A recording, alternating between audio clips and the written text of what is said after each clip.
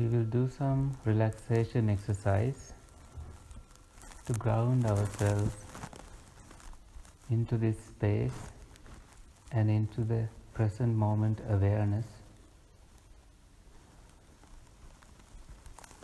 First, we will take a deep breath and hold it for some moments before we release it to feel the freshness around us.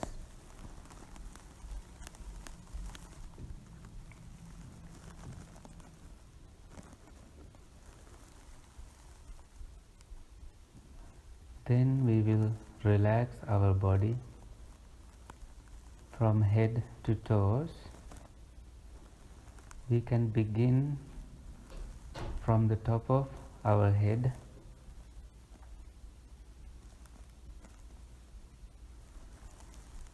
Notice the muscles there. If they are too tight, too tensed, please release them and relax. Your eyelids, back of your head, move them a little bit.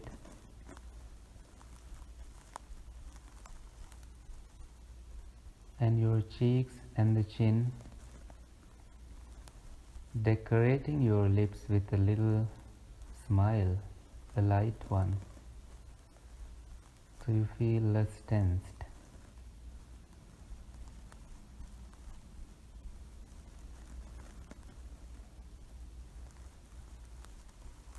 Keep breathing in, breathing out while you do this exercise.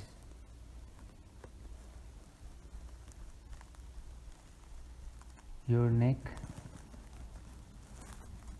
and the back of your neck, release there and relax. Your shoulders, arms, your palms and the fingers, they are so relaxed. You are free to move. This is not a prison. You are free to cough. You are free to do things, but you will do them. You will make the movements mindfully, so your meditation is not disturbed.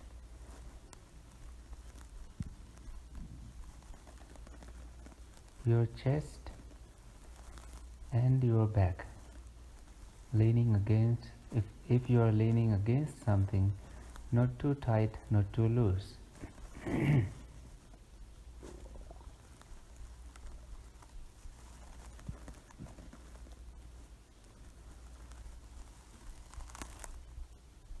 Your abdomen, the waist area, and then your bottom, your thighs. You are free to move them a little bit if you may.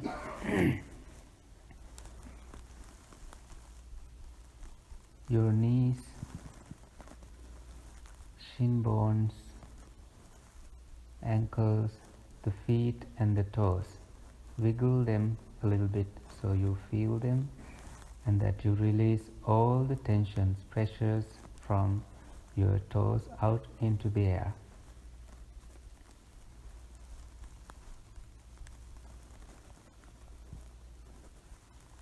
Now you can put yourself into a peace meter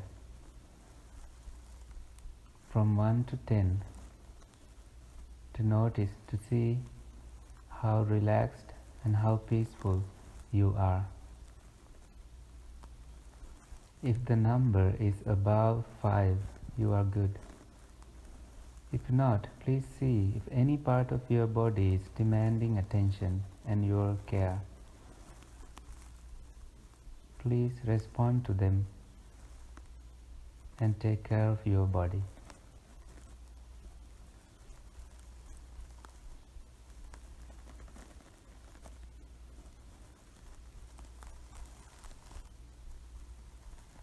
Clearly aware, you may start to breathe in and breathe out.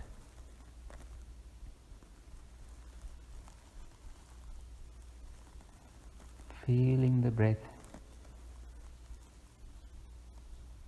and feeling all the sensations in the body related to your breath, and tranquilizing both the mind and the body.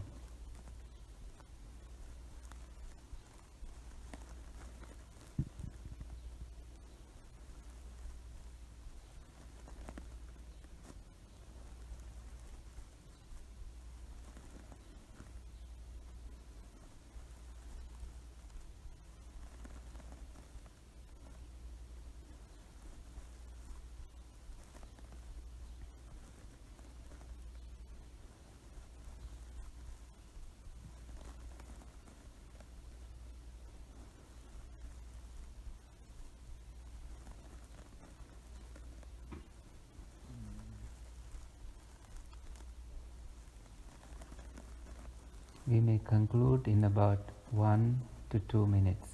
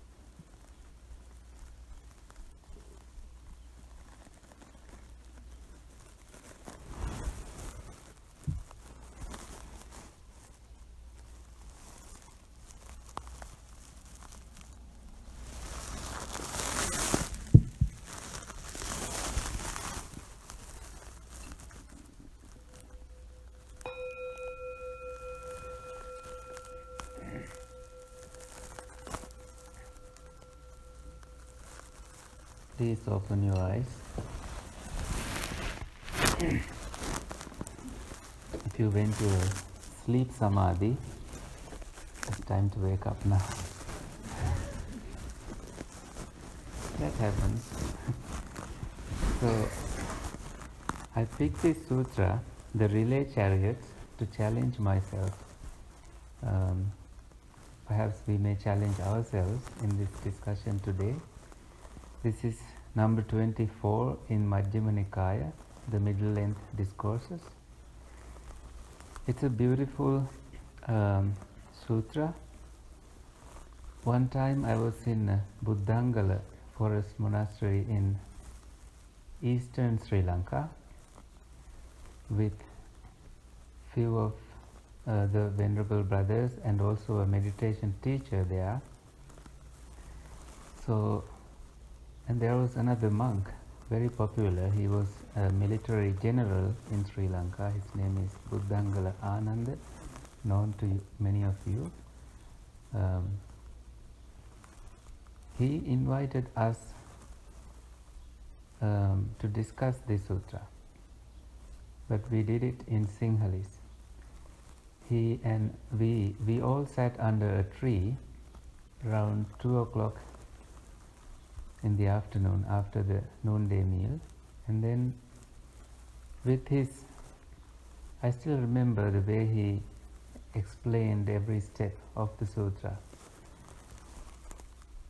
So I really like that experience. Probably that is why I like this sutra. So, and I haven't really discussed this in English before, so we will see how it goes. And usually it doesn't matter whether you are listening to the same sutra again and again, for 5 days in a row, that 5 monks may do the same sutra, but because their practices are different, their knowledge is also slightly different from each other, so you get to hear different stories, you get different instructions related to meditation from the monks. So this discussion will bring me back to that experience, and this shows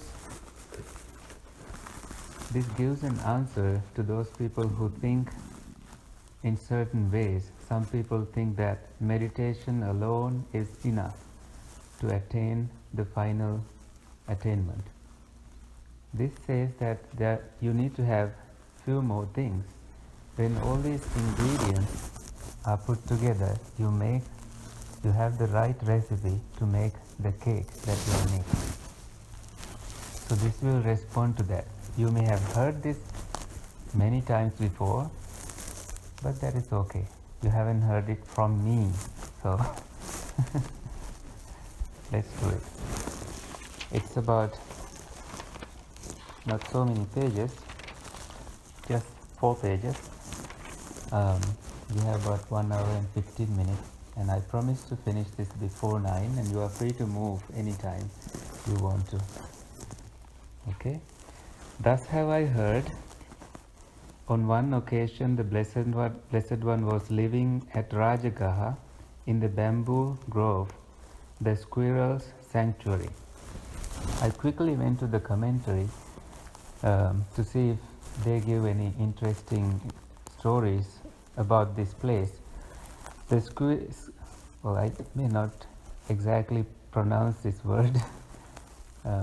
One little girl was challenging me how to say squirrel, but a squirrel or whatever. Squirrel. Yeah. So one time a king went into the forest, to the bamboo grove, and he fell asleep.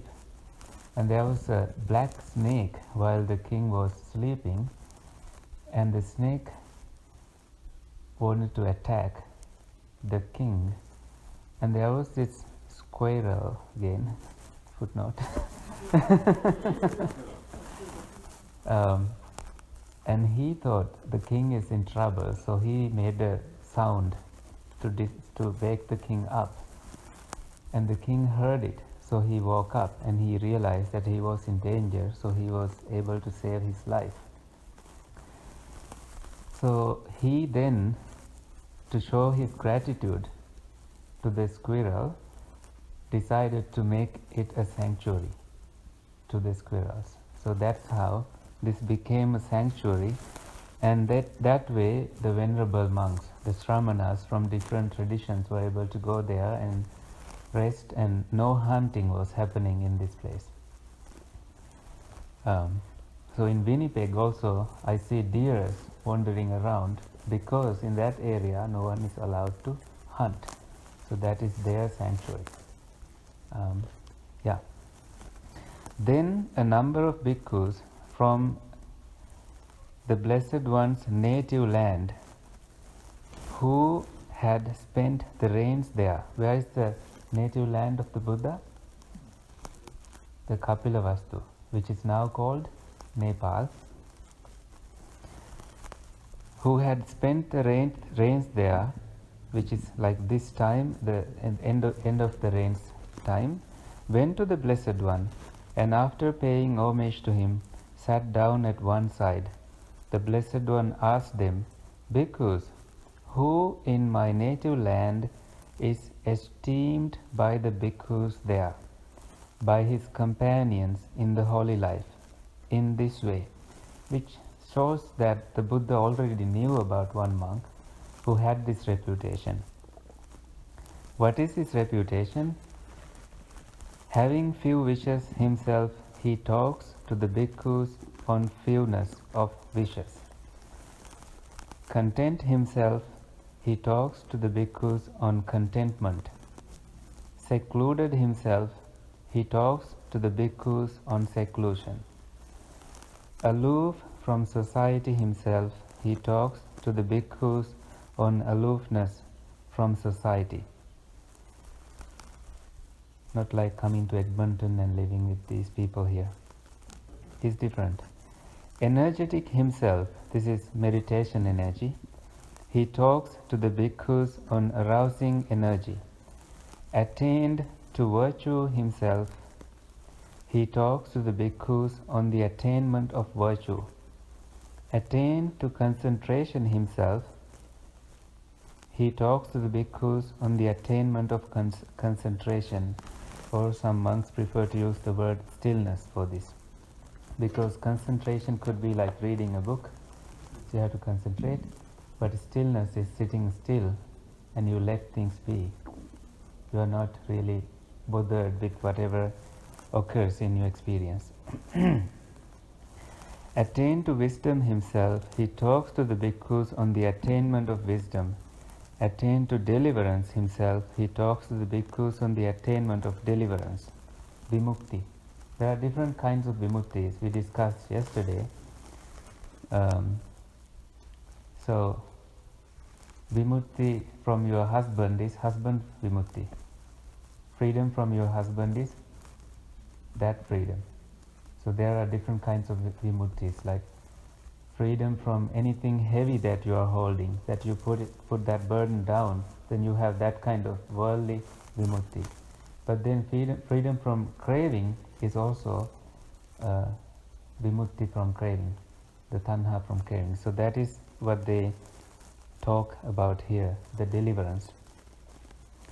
Attain to the knowledge and vision of deliverance himself, that he knows and he has the vision on it. He talks to the bhikkhus on the attainment of the knowledge and vision of deliverance. He is one who advises, informs, instructs, urges, rouses, and gladdens his companions in the holy life. So the Buddha already had heard all these things about this monk.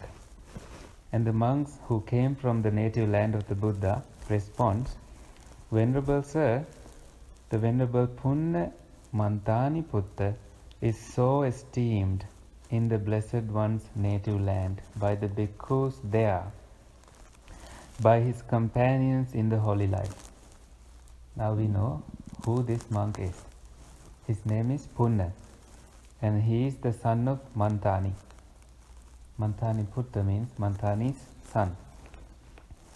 Now, on that occasion, the Venerable Sariputta, this is a different monk, was seated near the Blessed One.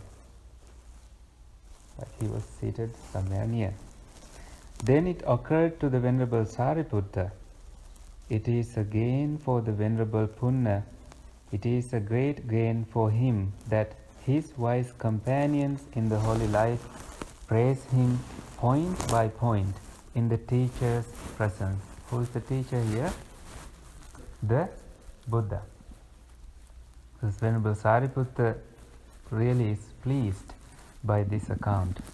Perhaps sometime or other we might meet the Venerable Punna and have some conversation with him.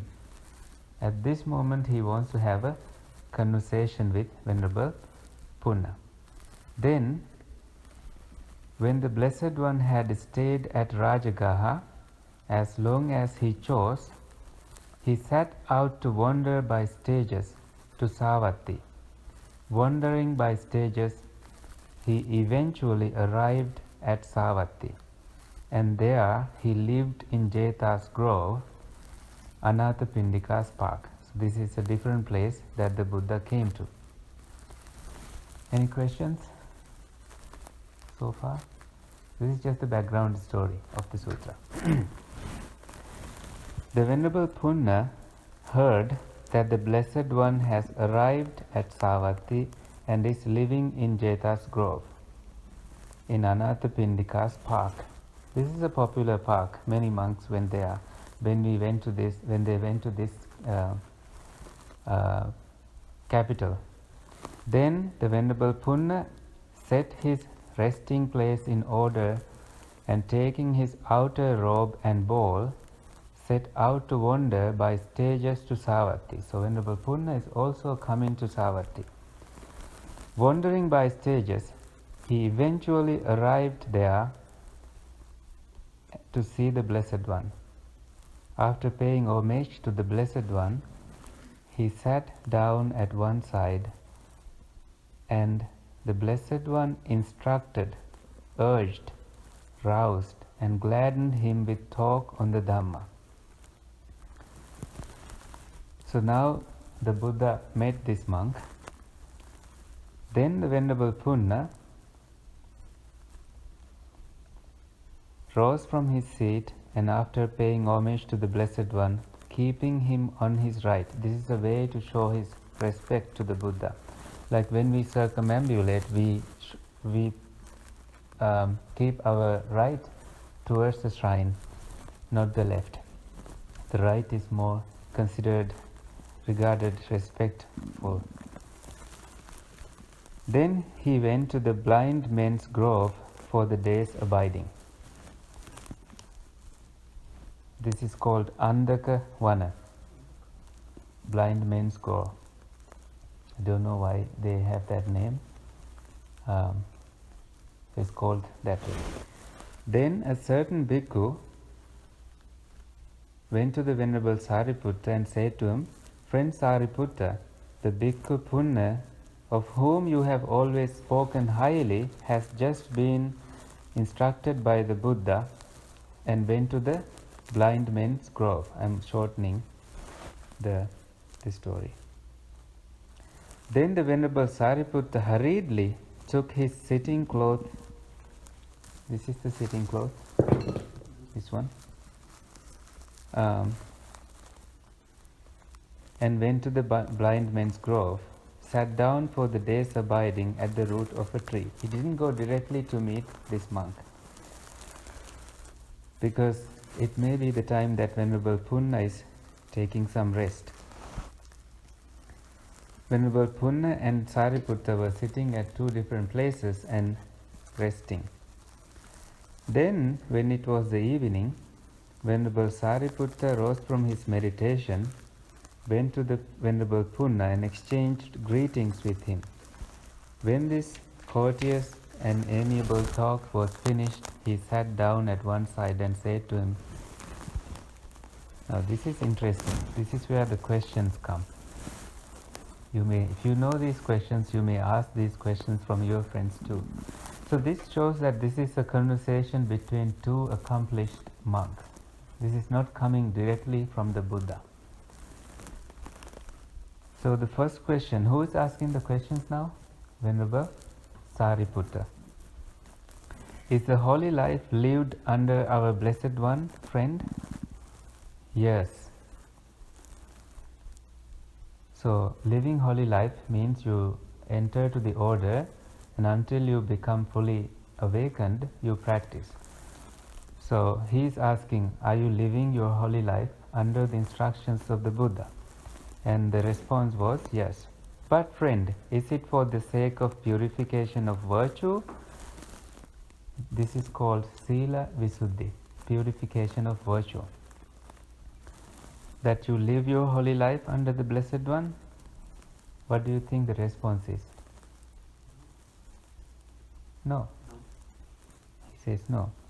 Then is it for the sake of purification of mind? No.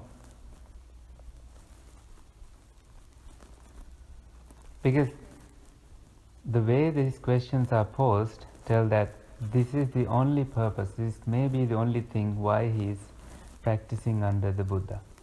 He says no. Then is it for the sake of purification of view? No.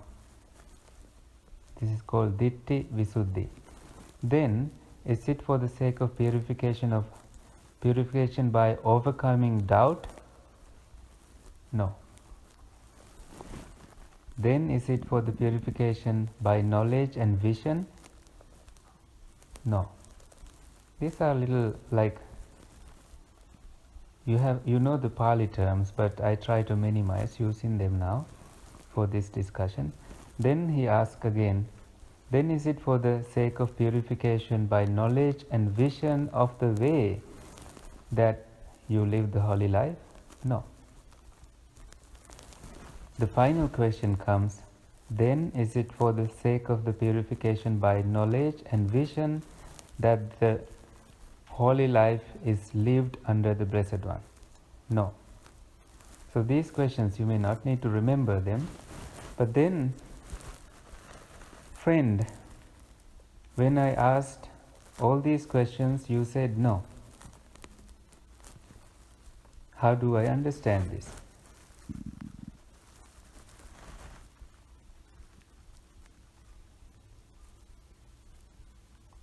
the response comes, friend, it is for the sake of final Nibbana, without clinging, that the holy life is lived under the Blessed One. You don't practice Buddhism just to be accomplished in your precepts, that you learn how many precepts to keep and that you accomplish that. That is a dead end. And then you learn the path, that is also not the end. The end is being free from all clingings and attaining final freedom. That is why he lives, not for any of those. This reminds me of this simile that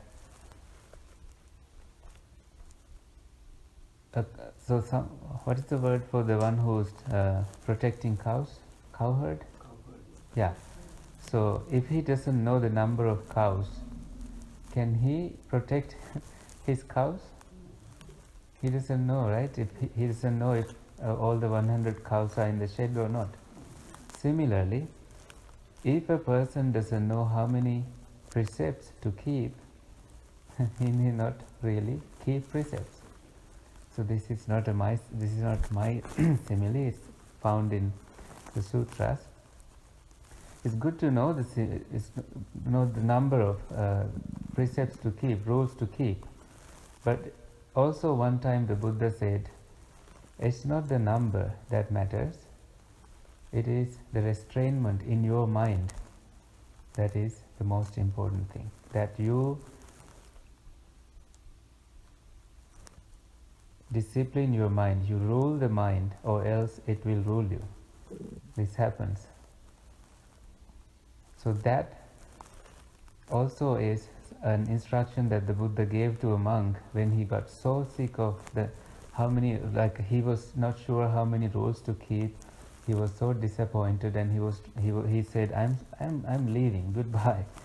I don't know how many rules you have laid out. I can't keep all of them. And the Buddha said, can you just keep one? He said, yes. Okay. Guard your mind, tame your mind. Like for example, when you do breathing meditation, you tame your mind according to how the breath happens. You don't let it wander here and there. That is where the taming happens. Like when you build these fences, you know exactly how to place them in order.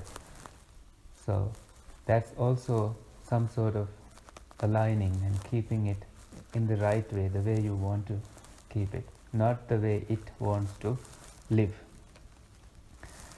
Now this gets more interesting. Venerable Sariputta, being a very wise monk, he asked more questions like this. He asked those same questions and says, and combined with the response, he says, but friend, is purification of virtue final Nibbana without clinging? No. Is purification of mind final Nibbana? No. Is purification of view? No. Is purification by overcoming doubt? No. So all these questions are answered no. So Venerable Sariputta asks, how do I understand this?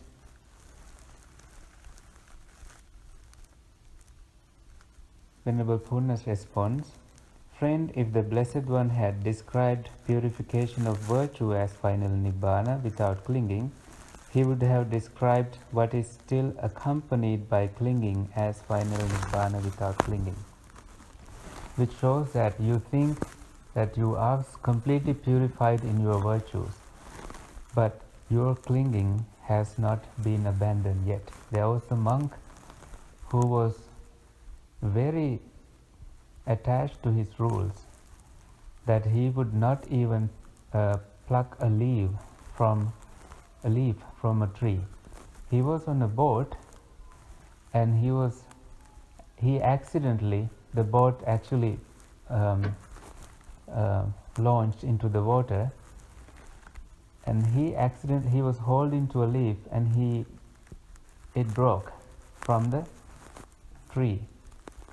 And this monk thought he broke a really bad rule, and he died with a heart attack. And he was born in a hell realm because of this clinging, in a miserable realm. So this resonates with this statement, like purification of virtues alone, that your conduct can be very pure, but you still have more work to do. You may have put doors to your house, but you also need a roof to live, because you may be protecting your house from the doors that thieves may not enter, but when it rains, all your electronics and stuff get wet and you lose them. The same thing. Alright, I may not repeat the same questions. In order to explain this is more interesting, that Venerable Punna gives a simile. In Buddhist sutras, you have similes everywhere. So, but the Buddha's intention is that when he gave a simile, this is not the Buddha giving a simile again, he has already emphasized that some people remember the simile, not the content related to it. They remember the story, but they forget why that simile was narrated. Yeah. So here it says, I shall give you a simile, for some wise men understand the meaning of a statement by means of a simile. Suppose that King Pasenadi of Kosala, this is a king, a big one, he brought many questions to the Buddha, including the questions like why he eat too much. He wanted to minimize eating, he wanted to get some advice on that. So there is a section separately assigned on his name in Samyutta Nikaya. So suppose this king, living at Savatthi, had some urgent business to settle at Saketa in another city. This is like you need to get to Winnipeg from Edmonton and you are in a hurry. At that time they didn't have airplanes. And that between Savatthi and Saketa, 7 relay chariots were kept ready for him. Then the king Pasenadi of Kosala, leaving Savatthi through the inner palace door, would mount the first relay chariot, and by means of the first relay chariot he would arrive at the second relay chariot. Then he would dismount from the first chariot and mount the second chariot. And by means of the second chariot he would arrive at the third, and then fourth, and then seventh.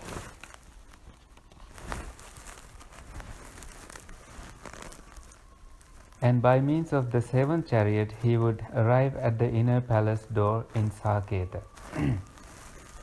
Then, when he had come to the inner palace door, his friends and acquaintances, his kinsmen and relatives, would ask him, Sir, did you come from Savatthi to the inner palace door in Saketa by means of this relay chariot? This means the seventh one. What would be the answer? No. How then should King Pasenadi of Kosala answer in order to answer correctly? In order to answer correctly, friend, he should answer thus. Here, while living at Savatthi, I had some urgent businesses to settle at Saketa. And between Savatthi and Saketa, 7 relay chariots were kept ready for me. Then, leaving Savatthi through the inner palace door, I mounted the first relay chariot, then to the second after, and then to the 6th and the 7th. And the 7th one took me to the inner palace of Saketa, to Winnipeg, I would say. Now you are in Winnipeg. So now this is Punna responding to Venerable Sariputta. So too, friend, this is the point. This is where I would elaborate a little bit. Purification of virtue is for the sake of reaching purification of mind. when you have purified your virtue, when you keep your precepts, that you respect lives, you respect others' properties, you respect others' relationships, you respect the truth, and that you respect a non-alcoholic life. This gives you so much confidence already. You are purified that way. There was a monk, and this is a Zen story, Japanese story. You may have heard this before. This is about how hard it is to keep precepts, even for monks. So this monk was given three options. That there was a bottle of sachet. They drink sachet, right? Sachet? Sake. You know. He drinks sake. So not that he had sake, but these were three options he was given. You could either kill this goat and make a meal, or have the sachet, the sake, or sleep with a woman. And the monk thought, oh, killing is bad, and also sleeping with a woman also means I'm committing a bad offense, that I have to leave my monastic life. I will just take the sake, then I will be safe. And then he had sake. Next morning he woke up to find out that the goat had landed to the dinner table, and he was sleeping with that woman naked in the bed. So breaking one precept, like just drinking alone, leads to breaking other precepts. That happens. That's what happened to him. So you think like, okay, I will break only one, and then you end up really probably breaking all the others. Like this evening, as I was talking to kids, I narrated this same thing with the simile of a car.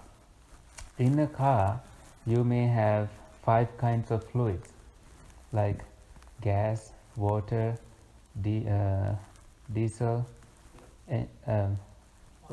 oil, brake fluid, and steering fluid.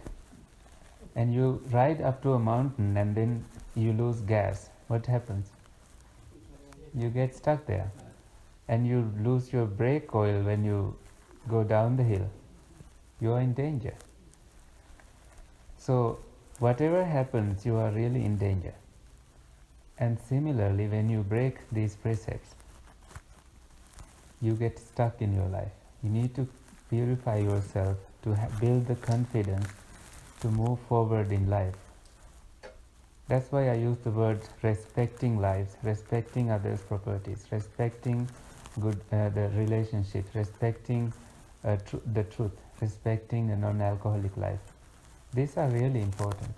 When you have that attitude, you are not shaken easily, that you know you are good inside and that you are ready for the next level, which is the purification of mind. If someone thinks that purification of mind alone is enough, this Relay Chariot discourse explains that no, there is more to it. If you think meditation alone is enough, no, there is more to it. Because the teachings of the Buddha, primarily, he didn't only ask you to sit in meditation. He asked you to not ignore the truth, not live in ignorance. And that you need to do in your daily life. Coming to the cushion is only about 50% of it. The rest will happen in your regular life. Okay. Purification of mind is for the sake of reaching purification of view. Like when your mind is purified, you get the view that, wow, this seems to work. That no other ways would lead to this kind of purification. You gain this confidence. This is really where you get the faith.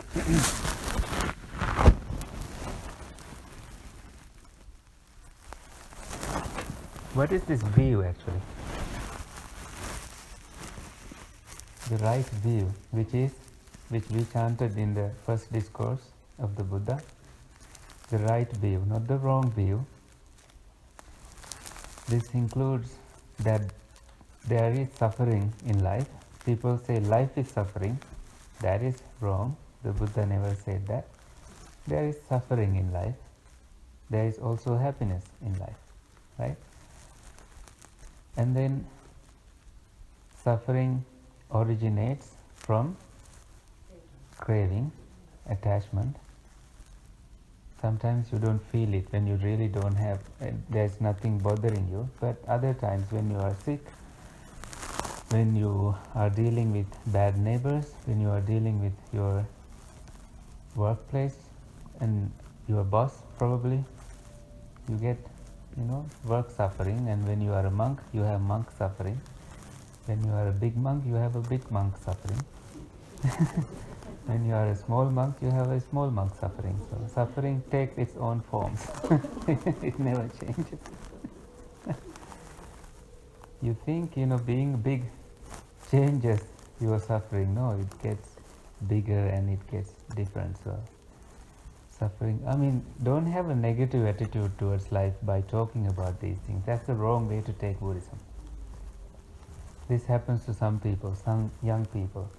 Oh, life is impermanent, there is no self here, so I should have a negative attitude towards life. No, the Buddha never intended that in his teachings. He gave the options also to have this understanding, but be successful in your life duties.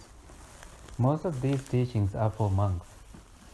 But now lay people really read this and get crazy in mind and get angry with his wife or husband, trying to live as a monk in the house and forgetting his husband duties or wife duties. This is also wrong way to take it.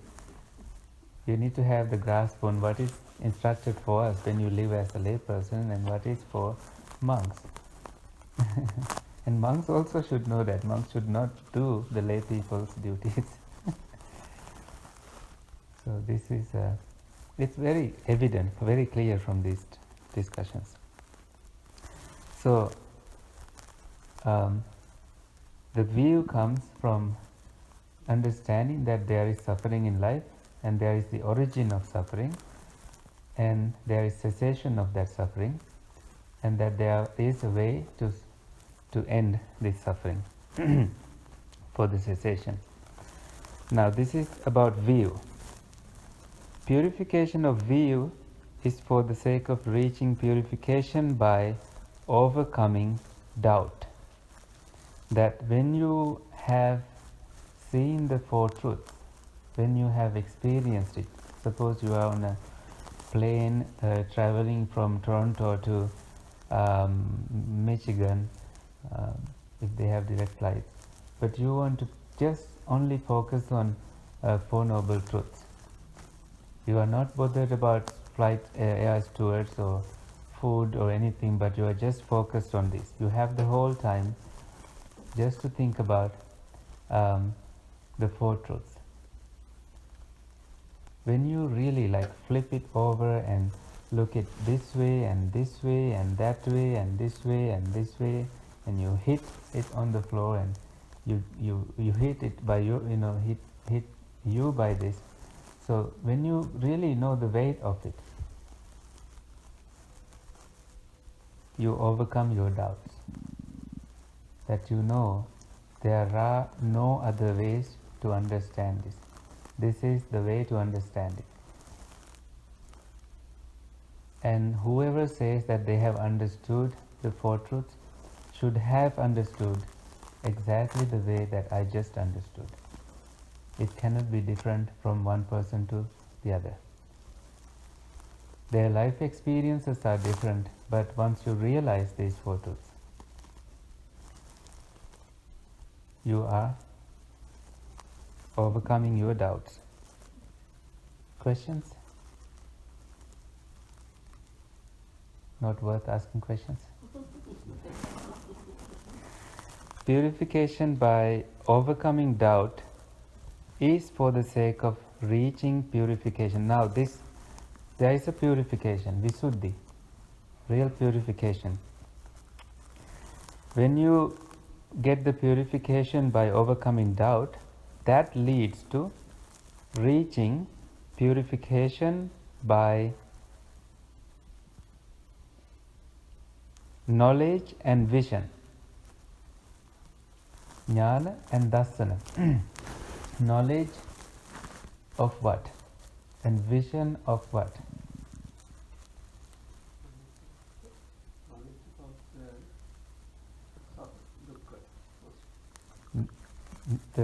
The knowledge, this is the Satya Jnana, the knowledge in the truth. Yeah, knowledge that this is the truth. Well, now, you don't need to compare this with any other religion, but just separating this from all the teachings, you know that when you are born, your decay happens, that you are slowly decaying. Like I realized recently that I've grown grey hair. Congratulations to me. Signs are appearing. So soon I will walk like this if I happen to live long. And also I am subject to sickness. But the truth that this happens. Right? That happens. Something is right with me, not something is wrong.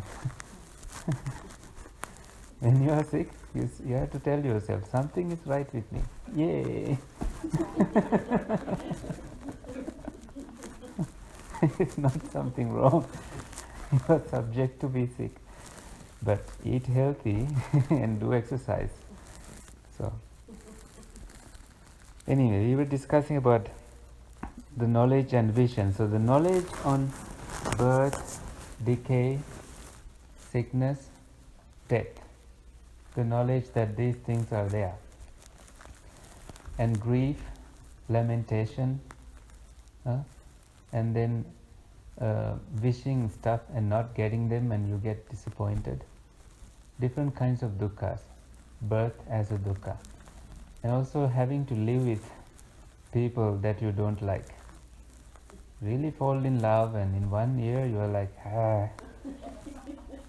I'm done.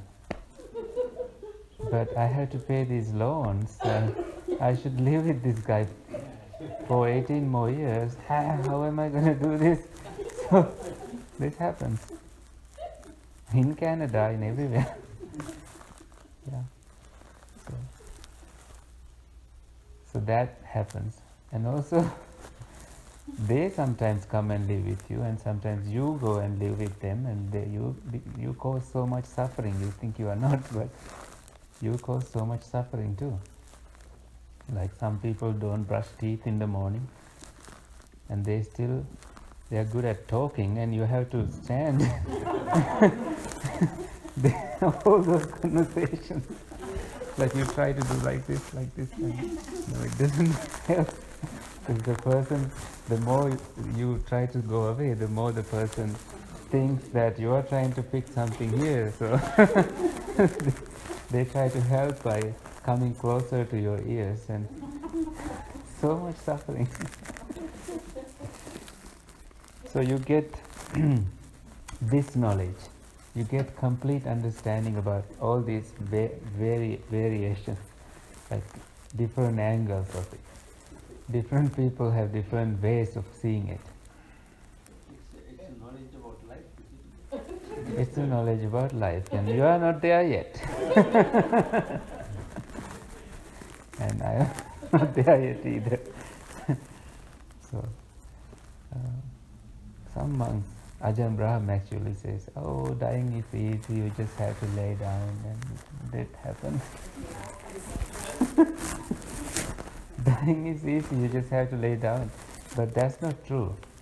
at the at the moment of dying, everyone comes and asks for the inheritance probably. So much suffering there already, and they are fighting in front of you. And all the evil things probably you have done in life come to the surface of your mind, and they say hello to you, and that's miserable.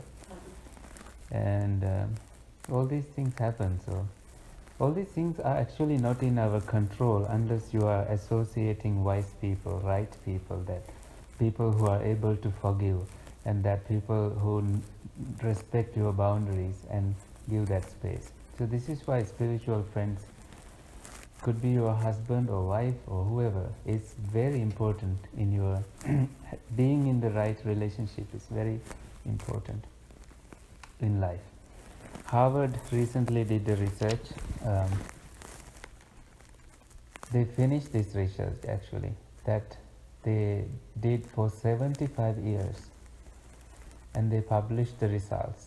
So to do a research for 75 years means many researchers have done it. Like some people do it, they wait for the results and they assign to continue to the young generation, and they run it for 75 years. You know what they found? What they found is what the Buddha found. This is not to actually put Buddhism in that place. This is related to one of the gathas the Buddha said, very popular one. What they found is that if you are in the right relationship, you live long and you complain less about your health issues. If you are not in the right relationship, doesn't matter how much money you have in the bank, you get sick and your lifespan is shorter. So the number of zeros you add to your dollars does not determine your life happy journey. Same thing the Buddha said. Many people misunderstand it. Arogya paramalabha. The Buddha is not saying health is the best gain. He's saying if you have great health, you can enjoy BMWs that you have. Someone may have a BMW and he is sick. He cannot really enjoy it. See it that way. You may have a big house, but you haven't taken care of your body. You are too greedy when you eat. You can always cut down your eating to 5-6 bits, but you still, out of greediness, you eat. And you get sick. Cholesterol and all kinds of pills you carry when you travel. So these issues show you that you have to be healthy in order to enjoy the luxuries. Enjoy the Canadian life that you came to experience. Don't go to McDonald's every day. Tim Horton, no. All those sugar, they are addictive, and you cannot enjoy whatever you have achieved if you have no control over. Even for monks, the Buddha always said, you get free food all the time. Even today at 6 o'clock we got free food. It's a system implemented by the Buddha, and it still runs. And if you are greedy, that you don't know how much to eat, you get really easily sick. People like to make tea with so much sugar in it. And monks get diabetes, and those people are not around when the monk is bedridden. They are like, Bhante, we didn't give you any sugar tea. Actually, they didn't. The monk had it. He thought he's pleasing the person who is offering it, so he had it. You put ice cream, and then you bring very sweet fruit, and then you bring curd, and then you bring pudding, and then you bring chocolate pudding, and you bring all kinds of things. And monks, the Buddha saw this happening, and he said, Mattanyutash Chabatasing, practice moderate eating, monks. Eat mindfully, or else you will regret it later.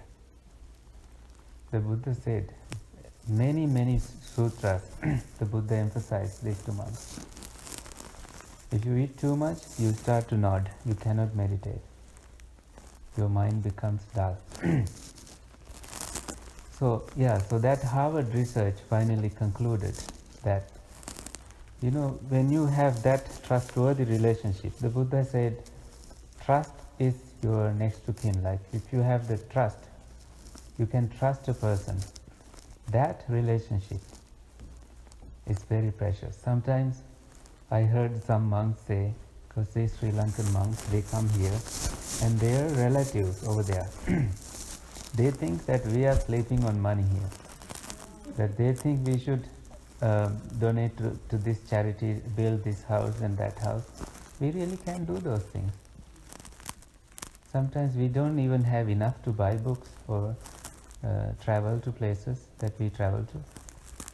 So this attitude is really wrong. So you cannot trust them that way. Then you have these devotees that you can trust more than the brothers, more than the siblings, more than the relatives. And they also want to come to Canada without any preparation. They think by coming here, people offer you money and give them a house to live. It never happened that way.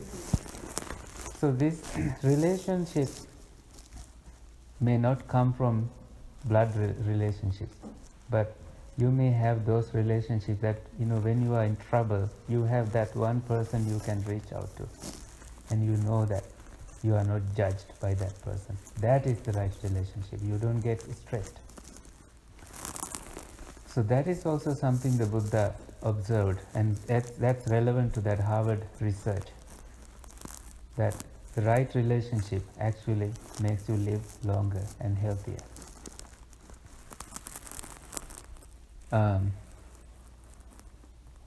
And the Buddha also said, contentment is the greatest wealth.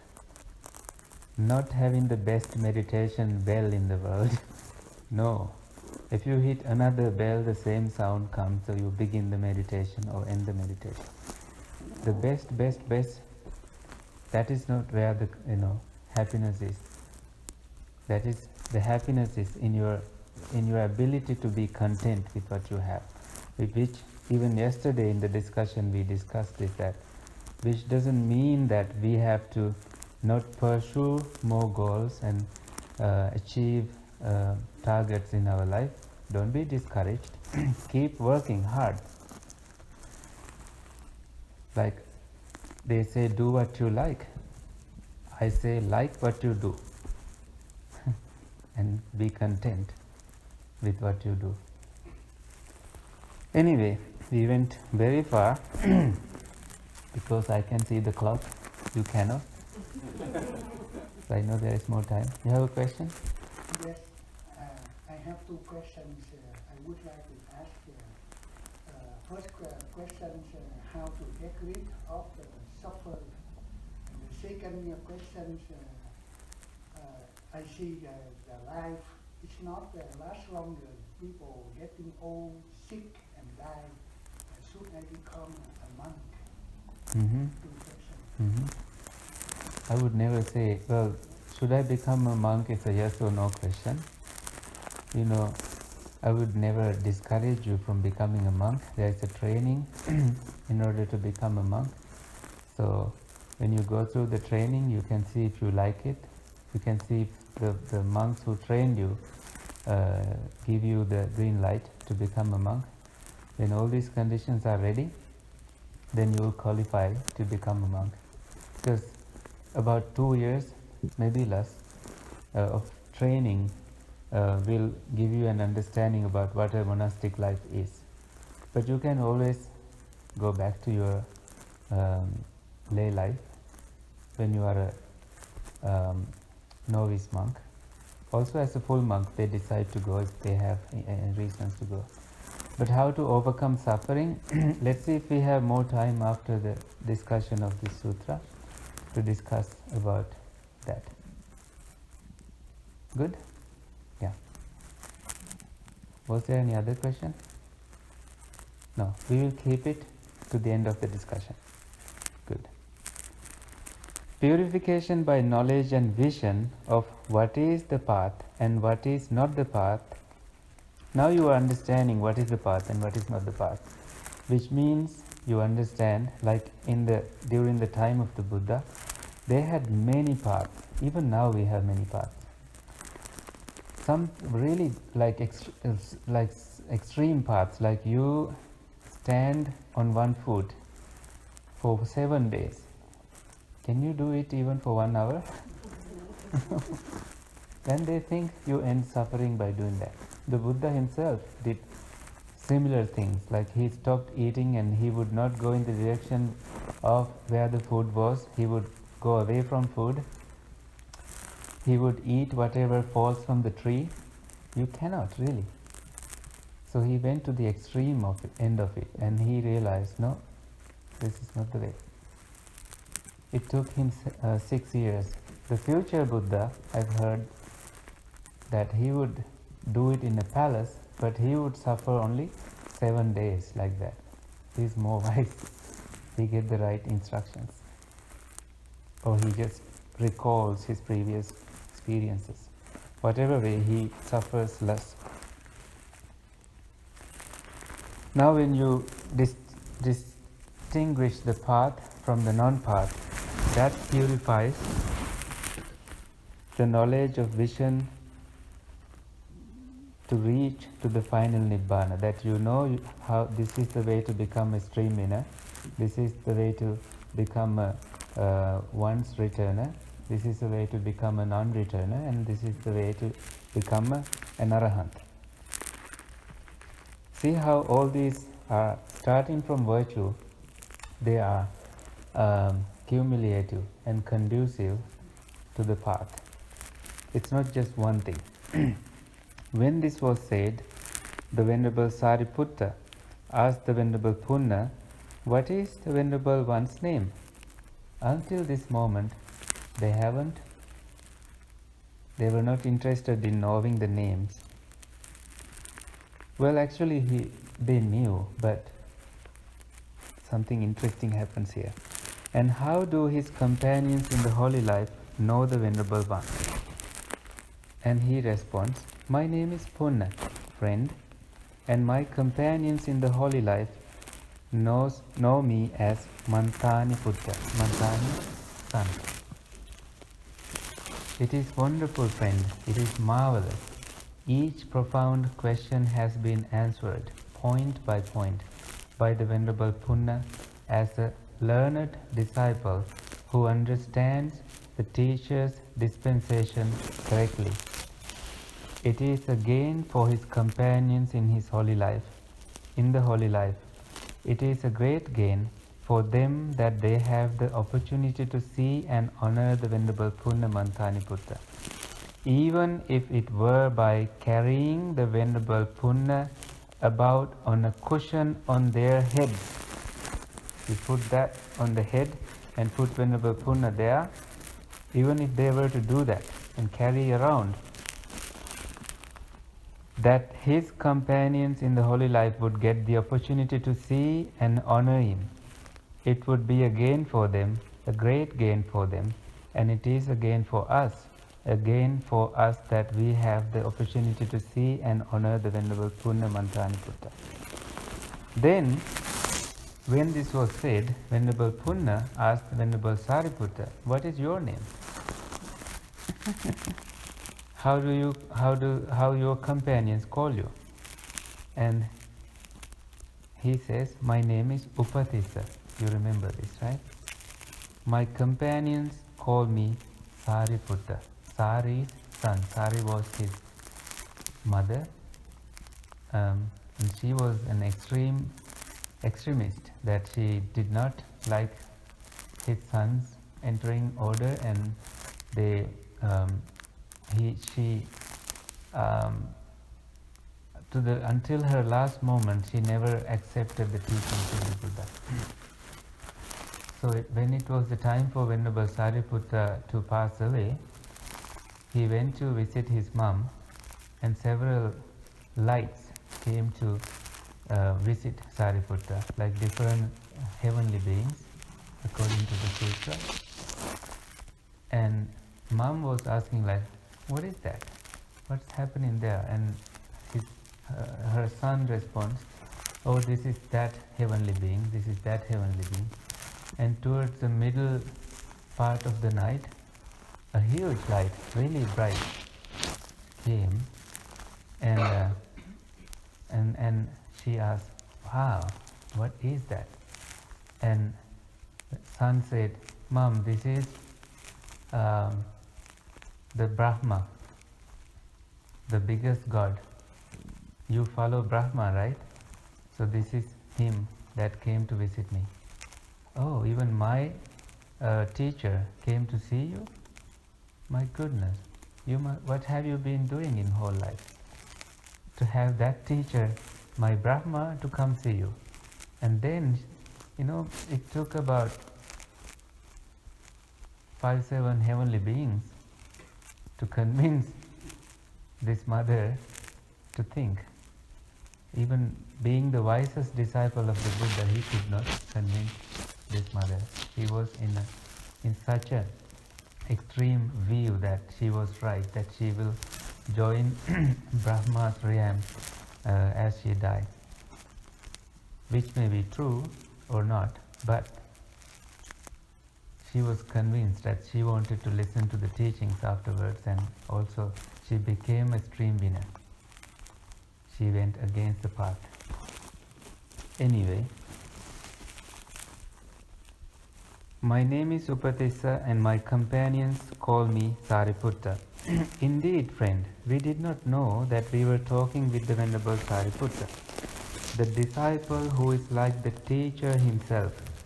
Sariputta, although he asked these questions from Punna, he didn't tell his name or the status. If we had known that this was the Venerable Sariputta, we should not have said so much. Now Venerable Punna regrets. It is wonderful, friend. It is marvelous.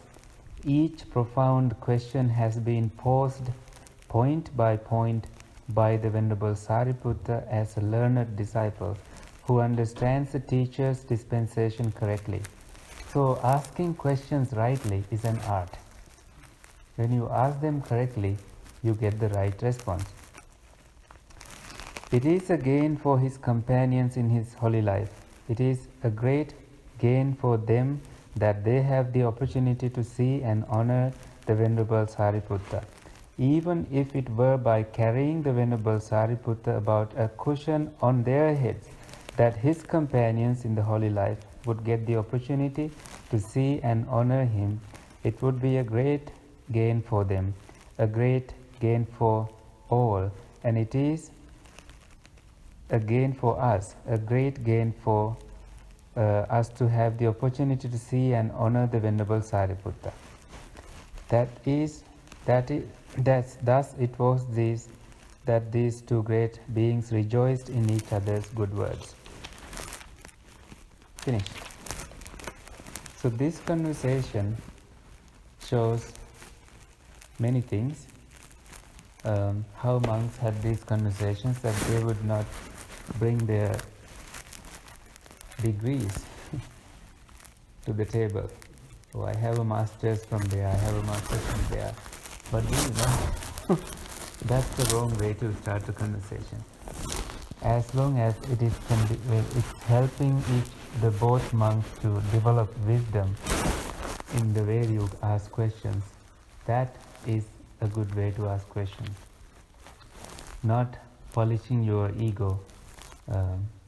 You have to love. In order to kill the ego, you have to love it to the death. So your love to the teachings tells you that you can't reach to someone with an ego and show your ego first. Many people do it that way, that oh, I am I'm a master of this, I'm a master of poems and master of this and that. And that really puts a block between the two people, and then the other person feel like, oh, maybe he knows more than I do. But that sort of will not facilitate a nice conversation. So virtue, if we go step by step, virtue leads to the virtue is sila, your morality, leads to the purification of mind, and then the purification of view, and then purification of overcoming doubt, and then overcoming doubt is for the purification of knowledge and vision of this is the path and that is not the path, and then that leads to the reaching purification by knowledge and vision of the way, that you get into the, like you get, now you are a traveler. In Visuddhimagga, a text known in Theravada world, which is translated as the path of purification, it says the path is there is no traveler. Nibbana is, but there is no one enters into it. Do you get it? Do you get it? You get enlightened. So don't get it.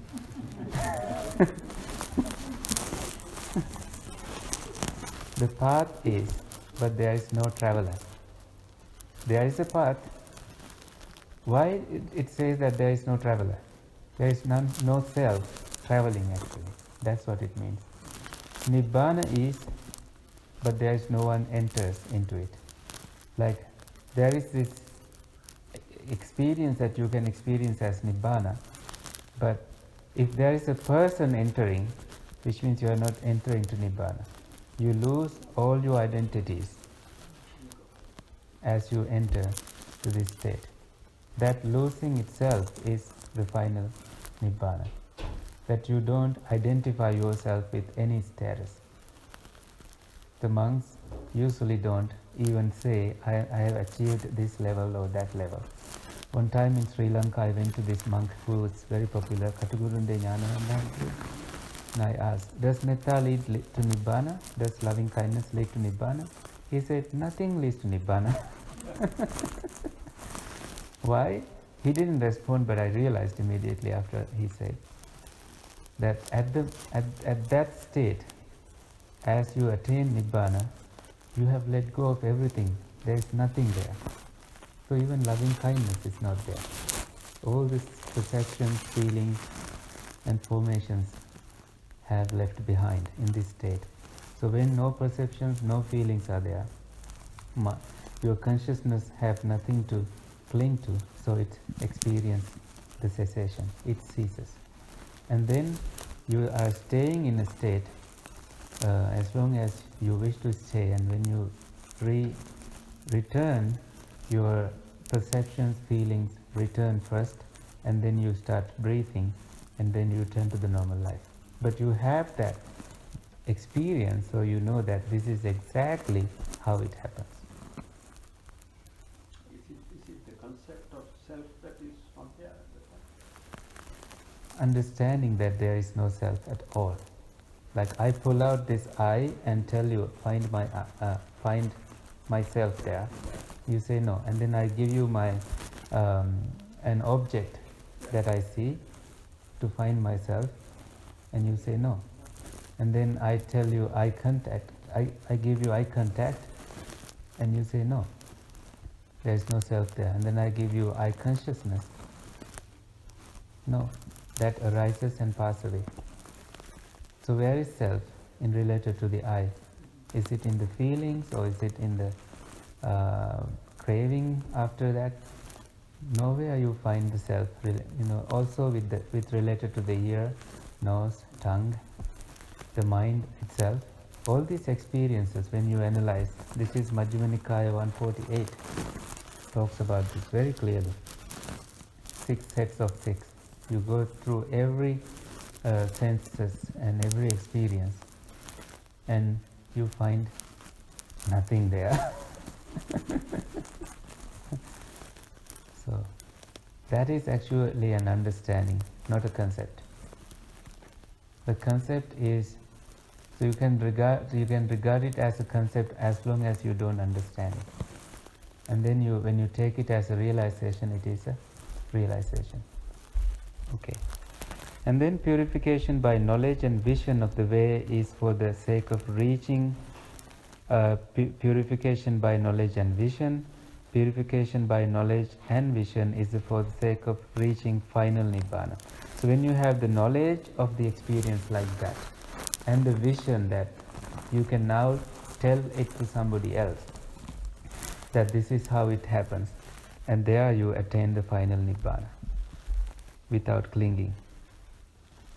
That is how you live the holy life. That is why he lived the holy life under the Blessed One. The holy life, becoming a monk. Those are connected. Holy life is not a life with horse.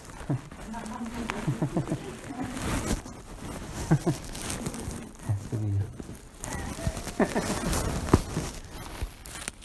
It's a full life, no horse.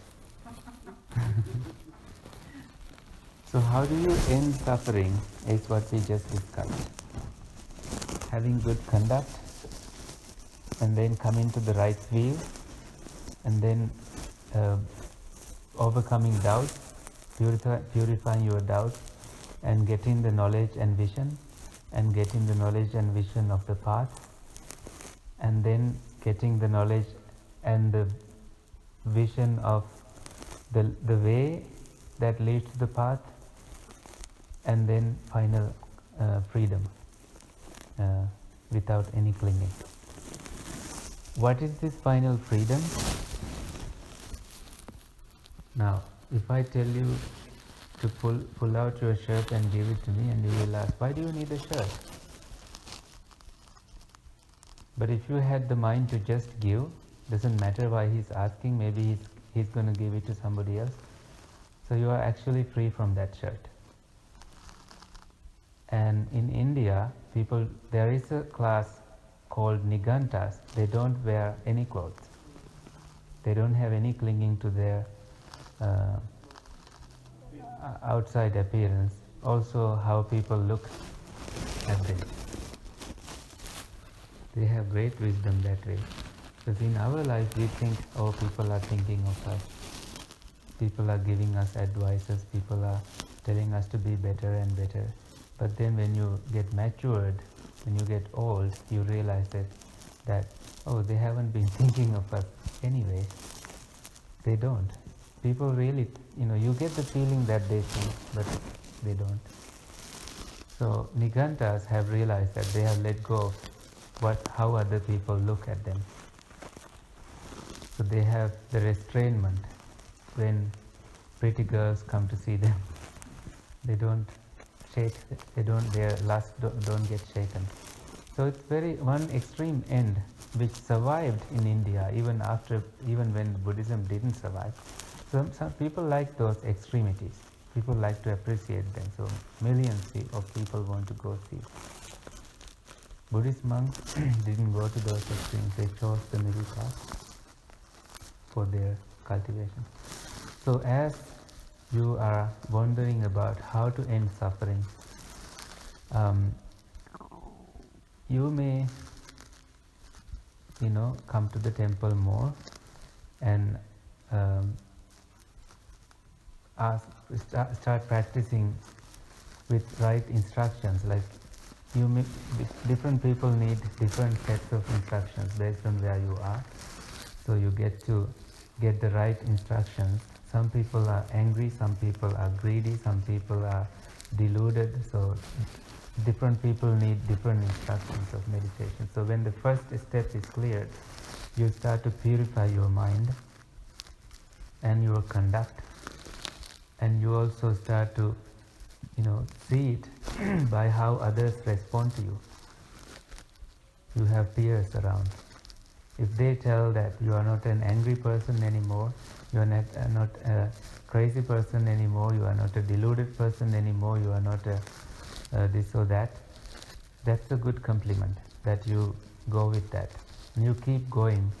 Based on your next experience, you ask questions like, How do I attain the first jhana? How do I attain the first samapatti? And what is the next level can I go to? So constant questioning and seeking the truth will bring you to the end of suffering. That's my short answer.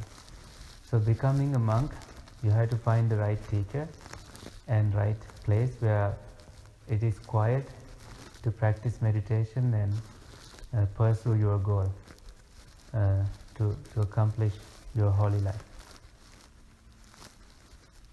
Okay? Good. More questions? Or no questions? When you started talking about the squirrel, Yeah. something Uh-huh. Mm-hmm. I was driving Mm-hmm. and it's not around like a park area, Mm-hmm. but it was a park very close to the city. And I was driving, there's a one-way road, and I saw this squirrel went across ahead of me, and there was another road a little bit high up, other direction, only one-way direction. And when he saw another vehicle coming, it ran back. Nice. Smart. I may have run over that car and looked in the rearview mirror. Mm. See that like on the tar on the road. Very nice. So, When you said that, it was not in my mind Yeah. at that time when you started it. yeah. It came to my mind, I did this one. And Yeah. I had no way of avoiding it. Yeah. This squirrel helped a king, so this squirrel could be a king squirrel who might help you in next lifetime. So be on alert. Thank you for sharing that. No one felt bothered me actually. It was No, yeah. on my mind all this time. When you started the Yeah. it came to my mind, it was bothering Yeah. me. It's a very nice feeling to save someone's life and see that happens. And we have endless experiences about those. And what is your question? What I want to say, like, as human and all living beings, all has to facing like birth, illness, and also death. No one can avoid that, right? So that's to say we have to take the positive thinking in our Yeah. life, and no comments, no judgment, no complaints, like that, right? That So sounds our like a life great is life. something different. Yeah. Yeah. I think so. If you got more complaint, you got complaint back like that. Right. Yeah. Sometimes we have, I have to suffer. The reciprocity of complaining, that you get it back. Right. Yeah, when you live with people who complain, soon you realize you are complaining to things that you haven't been complaining in life. So it's contagious. And so wisely choosing who you live with might help. Well, one point you said was the positive attitude towards life, which is very nice. But learning not to complain is really actually going so far already. Like we always complain, like, why do I feel drowsy today? Why do I have to see this person? Why do I have to work with my boss today? all these, we are always confronted with these experiences, and staying positive, even for monks, is a challenge. Like one time when I was in Bonn in Germany, I was told to be the abbot of this center for a short time during the break. And there you have people who are interested in politics. So they come and they know that I'm never interested in politics, but they still think I should know those things. So what should I do? So in life you get all these situations, right? You get into a bus and the next person is sitting next to you is a really important person, and whatever he has to say is also important, but it's not important to you.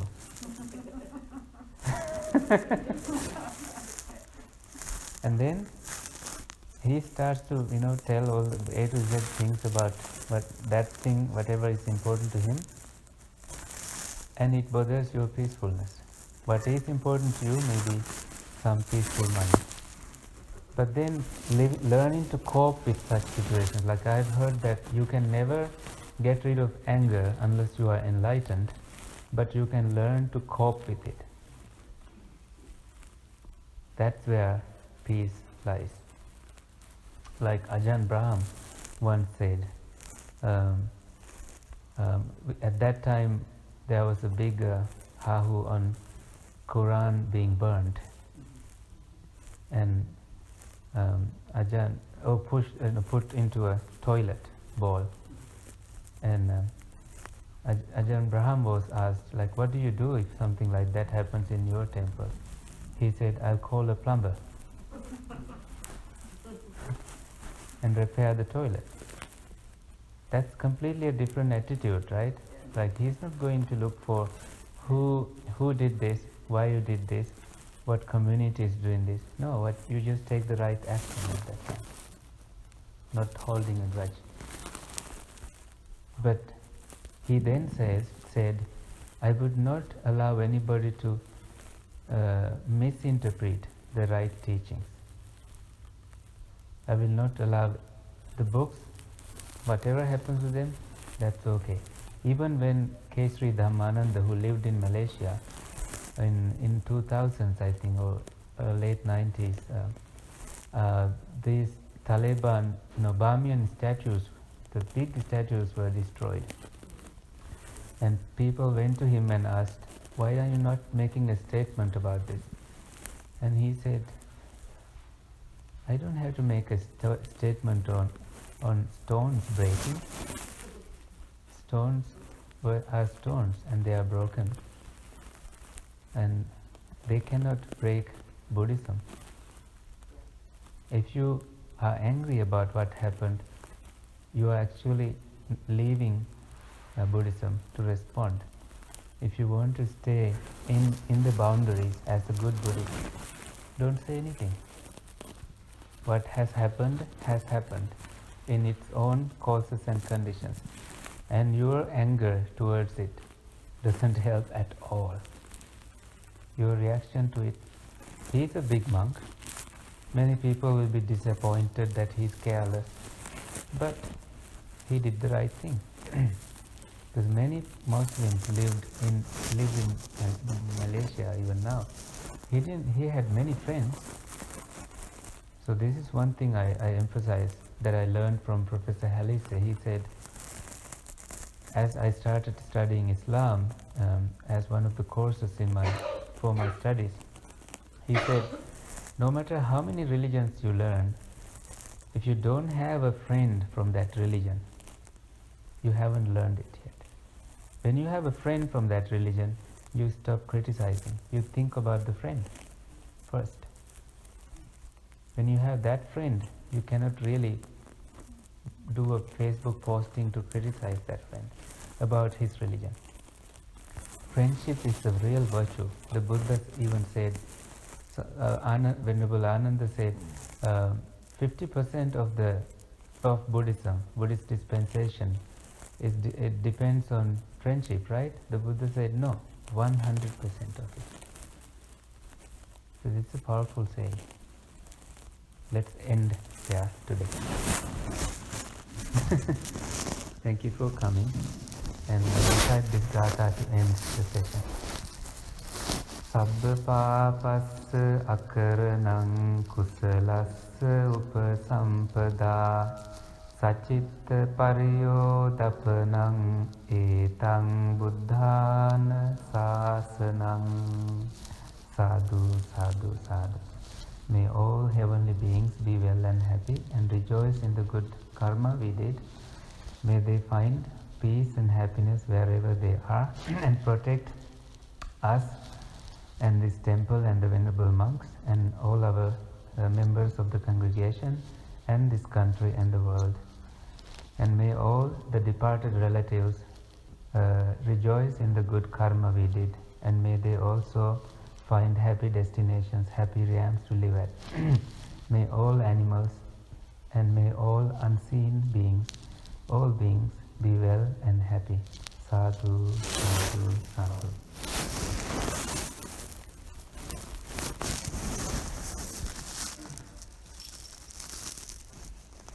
Next. Please open your date on Tuesday. The next session on Tuesday is so Bhante will lead Susila. the session. Bhante Susila will lead the session. No.